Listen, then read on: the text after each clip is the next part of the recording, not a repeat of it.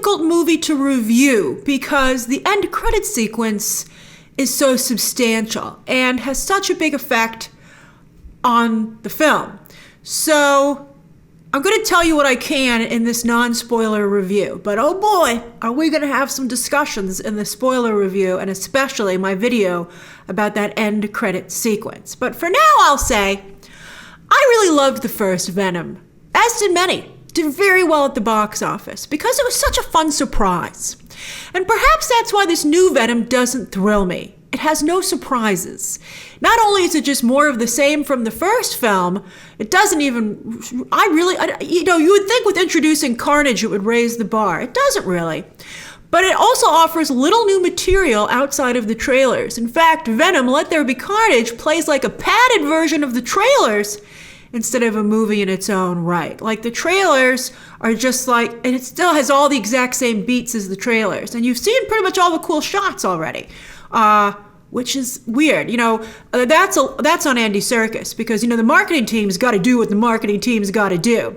But you're supposed to put so much stuff in your movie that the marketing team can show some stuff, but yet there's still cool stuff left over. There's just not that much to show off in the film.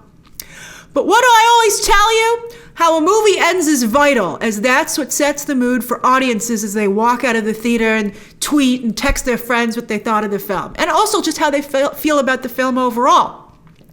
We had a similar conversation about Bond yesterday. And Venom 2 has a very big deal end credit scene that I feel will divide audiences, but still everyone will be talking about it. Also, while I don't love Venom 2, it's still enjoyable thanks to our favorite superhero odd couple. Yes, Tom Hardy as both characters continues to be an irresistible combination. He's fun to watch.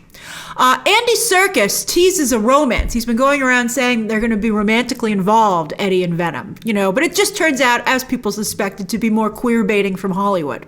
And it distracts from what is in the movie, and that's the possibility of a threesome between Eddie, Venom, and Anne. And I gotta tell you, based on this movie, I get the feeling it's only a matter of time before that happens. They all seem to be into it. Although Dr. Dan does something pretty incredible in this movie, when I saw it, I was like, I can't believe he did that. What a guy. So it makes it impossible not to root for him too. Back to the Eddie Venom banter, it continues, as I said, to be a lot of fun, but one thing that's frustrating about it is that they spend the entire movie arguing over whether they should become a crime-fighting duo instead of actually becoming a crime-fighting duo during the movie that you're watching. So that's 2 movies of setup at this point. So the third, or Venom's next appearance, better be a doozy. So what's the point of this movie? Is if it's just more treading water and something to tack the end credit scene onto? Is that all that it is? Well, obviously, on paper, it's supposed to introduce iconic Venom villain Carnage and lesser-known villain Shriek. And as we all know from past comic book movies, when you have more than one villain, one always gets shortchanged. And here, that's unfortunately Shriek. It's particularly unfortunate because Naomie Harris, I think she does a really nice job. She really goes for it. She makes some very strong creative choices. And I think that fearlessness should be applauded, and I'm applauding it. She's so good in the role that you wish she had more to do than basically be Carnage's Harley Quinn ripoff. Plus, because her powers also hurt her boyfriend, Shriek rarely gets to shriek. That they didn't use her more, that superpower, I thought was super disappointing.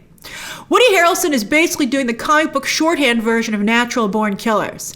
And there's some fun to be taken from that as well. He really relishes the cheesiness of this movie, just like Tom Hardy. And so Naomie Harris too. That's great. And he's better. Woody Harrelson is better in the beginning of the film when he's in prison before he gets out and is undermined by a distractingly horrible haircut. I don't know where they got that idea from. I was like, I can't stop looking at it. Stephen Grant, and also they didn't give me anything else. They didn't really give me anything else to look at, quite frankly. And also, I never understood his relationship with Carnage. It's like, I so get the Eddie Venom situation that I was like, what's going on with you two?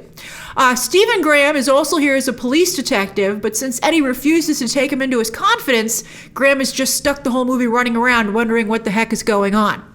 Once again, the writing is full of cheesy jokes and one-liners, some of which land, some really land, But others had my audience laughing at the movie rather than with it. And when I saw the first Venom, I was like, you guys are mean. This movie's fun. But this time I could see why they were laughing at it. At least, I mean, maybe it's because, again, the surprise of that kind of film has worn off. As I said, at least the actors give it their all, which, you know, is enjoyable to see. Andy Serkis' directing is okay. He does some creative things that I think some people will say, oh, that's so creative, Andy. But I'm like, I think it's just a way for you to get around having to actually film those scenes. There are some really, and also I don't think there was such much meat in it anyway. There are some really striking shots cinematography-wise at the beginning of the film, particularly our shot of Carnage, Cletus Cassidy in prison. I thought that was really great. The prison stuff's pretty good. And speaking of that, Carnage's escape from prison is the best sequence, which is why they're showing it to advertise the movie. That's the best sequence. You've seen it.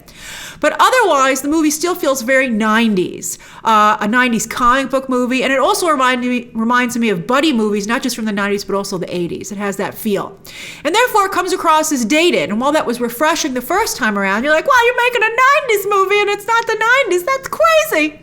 It's weird that they're still doing that and they haven't moved on from that or even gone further. Like if Venom was a parody of 90s movies, Venom 2, that would be cool. But the film, again, doesn't go far enough in that direction to pull it off. Also with the gore. I mean, they want a PG-13 rating so they can have a bigger, audience that can see it. But it's too much for, I think, a lot of families. Because at many points I was like, is this rated R? But, it doesn't go far enough. It had a lot of people begging for their lives. I got to say, I was like, so many people beg for their lives, in a PG-13 movie. I mean, I think they just should have gone R, quite frankly, because it has a lot of the qualities of an R-rated film anyway. And once again, there's this, it was sad how many people begged for their lives. All right, so anyway, and once again, there's this CGI Fest in the third act. They got to fix this third act problem in comic book movies. And I'm still not quite sure how it unfolded. I kind of get it, but not really. Also, there's a journalism angle at the beginning of the movie with Venom helping Eddie that I thought was very interesting, and that was refreshing. In comics, journalists are usually women. So it's fun to have a male character who's a reporter. It's a fun change of pace, and just like the first movie, though, they have it in the first act a little bit, and then they just drop it. And I think they should keep that more in the forefront. I think it makes Eddie very different than other superheroes or anti-heroes. Finally, there are a few things here which I also think will really annoy comic book fans. Like, it's just gonna stick in our craw. And we'll talk about that in the spoiler review. And of course, I'll be making a video about that end credit sequence. So, Venom 2, Let There Be Carnage, it certainly has its moments, but unless you're looking for a reason to go to the theater or have to see that end credit scene yourself, you can totally wait to stream this. I think it's unfortunately definitely a streaming film. So that's my non-spoiler review of Venom 2, which hits theaters right now, like tonight. I'm curious to see how it does at the box office. Advanced ticket sales have been strong, but let's see. And let's see what that cinema score is. I don't think it's going to have legs. I think it's going to make, let's see, but I suspect it's going to make it might have a big bang, but I don't think it's going to do as well as the first film. All right, so that's my non-spoiler review of Venom 2. Share your thoughts down below. Subscribe today. And of course, as always, you can check out some more videos right now.